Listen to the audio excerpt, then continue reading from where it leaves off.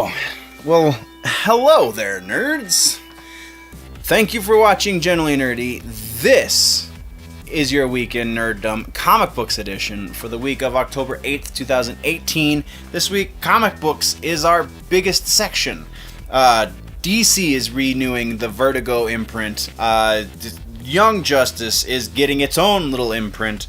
Wonder Twins, Flash Year 1. We have interesting things going on, and cut to the intro. Quiet on the set, rolling. Hi, I am Bitsy Telek. Hey, I'm Hale Appleman. I'm Walter Kane. I'm Rene Aubergenois. Odo on Deep Space Nine. Michael Dorn, Lieutenant Commander Worf, Star Trek The Next Generation. Come and see me and hear me and talk to me and listen to me talk about myself. Hey man, this is Kevin Smith, often considered generally nerdy, and you are listening to what is often considered generally nerdy. On Generally Nerdy. You're listening to Generally Nerdy. Generally Nerdy. Generally nerdy. So, we have to have a little bit of a discussion here for a moment, which all of these are discussions, so that's not necessarily that much different, but this is a little bit of a different discussion. DC is renewing the Vertigo imprint. They're creating new... So, I thought DC was going ahead properly with their diversity push. It seems they were just gearing up for something so improper. They want to do more socially aware books. And so they just released this list of books that are getting released, that they're working on, that are in production. And one of the writers is Zoe Quinn, who, for those of you that don't know, was the genesis of the whole Gamergate situation.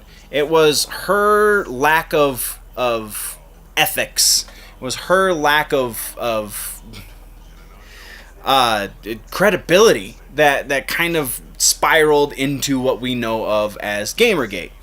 And then something to do with Candace Owens. She's just an unsavory character. So she's writing a book called Goddess Mode, and based on the little bit of a synopsis we got, I hate to admit it, it almost sounds like I might want to thumb through it without paying money for it, just at the comic book shop. But I don't know, it just... All of the books that they announced for their this revival of Vertigo are they're BuzzFeed worthy, SJW, like, gonna have 10 people read them and 1 million people talk about how woke DC is, even though they're not gonna sell any of these books, because a lot of this stuff is... The only one of these books that really piqued my interest was the one that Zoe Quinn is writing, and that says a lot. I'll see if I can find a link to just the list of books that were announced, and not the whole source that I got, because it was a lot of information, and a lot of biased information, which is to be expected when you bring somebody like Zoe Quinn in. But yeah, just interesting. I really feel like this is not going to pan out like they want it to, but we'll see. Well, the sales are the dictating factor, right? If they don't sell any books, then they know they made the wrong choice. If they do sell books, then I'm being critical for no reason. I just don't think they're going to sell the books. So yeah, moving on. Next is another DC imprint called Wonder Comics. Wonder Comics is going to be DC's teen-focused comic line that is going to be in continuity with the main universe. So it's a parallel kind of thing.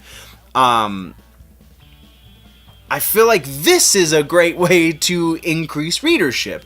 You're taking existing characters and a couple of new ones. We have what was the character's name? Where is it? New hero named Naomi who we don't know really anything about yet, other than Brian Michael Bendis is the one creating her, with co-writer David Walker. And we know that her story and her mythology is going to have effects across the entire DC universe. So we have and it's going to be, I feel like Young Justice is going to introduce her. Young Justice is going to introduce this Wonder Comics imprint. But I also feel like, if I remember correctly, Young Justice is going to introduce us to Naomi, who is then going to have her own book. I could be misremembering that. It could be just Naomi's going to be getting her own book, and then she'll tie into other things. Either way, she's attached to Young Justice and the other books that are in this Wonder Comics imprint, Wonder Twins and things, Dial H for Hero and things like that. So, like I said, the first book is going to be Young Justice, and that is coming in January of 2019, and that brings us into February of 2019, and our next bit of news is Wonder Twins. This will be the first book, the reintroduction, if you will, of the Wonder Twins back into the DC universe. This is the first time we've seen them post-Rebirth, and they're on the Wonder Comics imprint. Not a whole lot that we got as far as story just yet, though we do have the cover art for the first book. Again, Brian Michael Bendis is going to be overseeing this, just like everything on the Wonder Comics imprint, and it's interesting. Since that's the best I got. Next, we have Flash Year 1. Batman got a Year 1, Superman got a Year 1. Why not give one to the Flash too?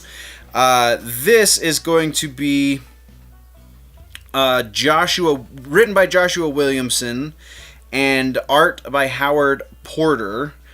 They both have been doing the Flash for the last 3 years or so. And this is, it's Barry Allen's origin story. This is when he first gets his powers, and is this something we needed necessarily? I mean, I understand that they do the reboot stuff once every year or so, but I don't know. I don't know if this is the direction that the book one. I don't remember the sales numbers, so I don't know if this makes justifiable sense for them to have done with sales numbers from the Batman book and then the Superman book. I just feel like it's like Old Man Hawkeye over on Marvel. It's like, yeah, it was cool with Wolverine, but do we have to do it again with Hawkeye and again apparently with X-23? It's like the sequel culture we have in the movies. Just because one of them is great doesn't mean 10 of them is 10 times better. Realize you did a good thing and then try to do another good thing and not just repeat the same good thing over and over and over again. I could be wrong though. It could be a fantastic Flash book. We won't know until it comes out. We're going to move on next. This is our last bit of DC news. This is a legit update. This is one that I'm super excited about. Batman 3 Jokers, the book that we know is coming from Jeff Johns, and I don't remember who the artist is going to be, but it's going to be the Jeff Johns Batman book on the Black Label imprint.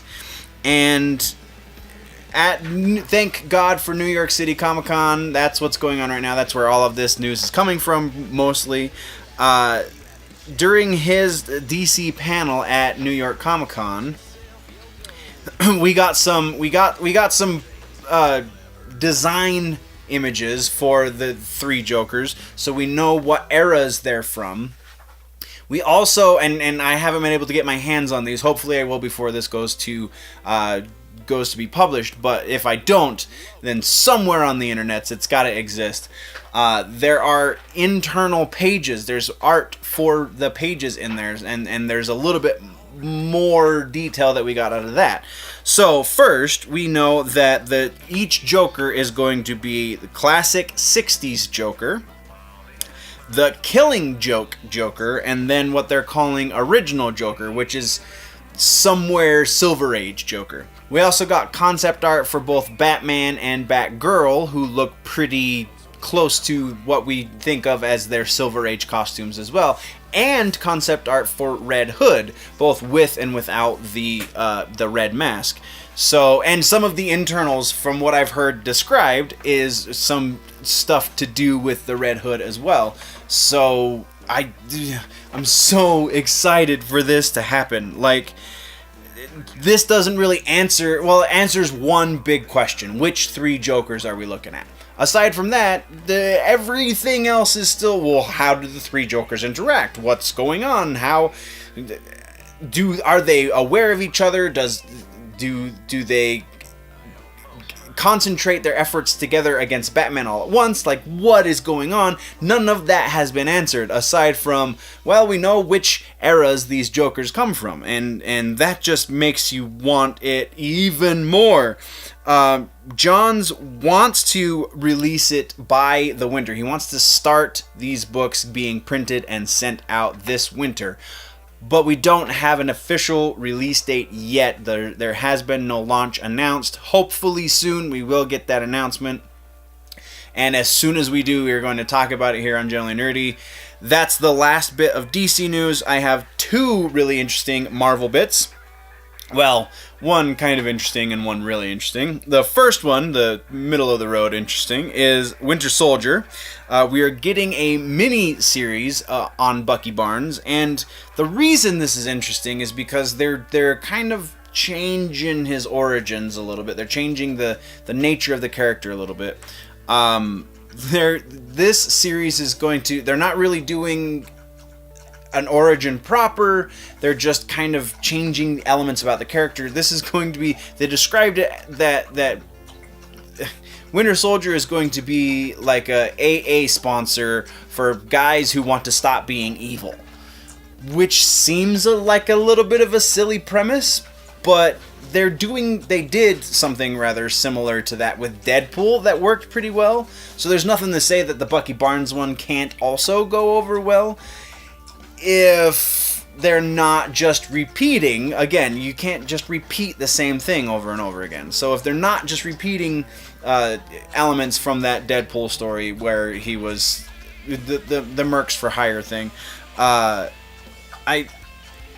this could be good. It could be really bland though as well.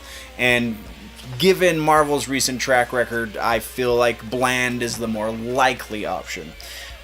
So the last bit of Marvel news, and actually the last bit of comic book news, is Wolverine: The Long Night. We talked about this a couple of months ago. It's the podcast that they've started. Episodes 1 through 5 are now all free. There are still 5 more episodes. I don't know how many of them have been released through the Stitcher site, which is the pay site that you have to go through to get them as they come out. But it is going to be a 10-episode arc. We know all of this already.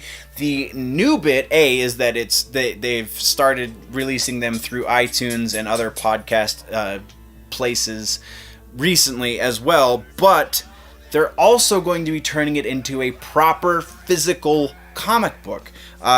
No real release date on that just yet.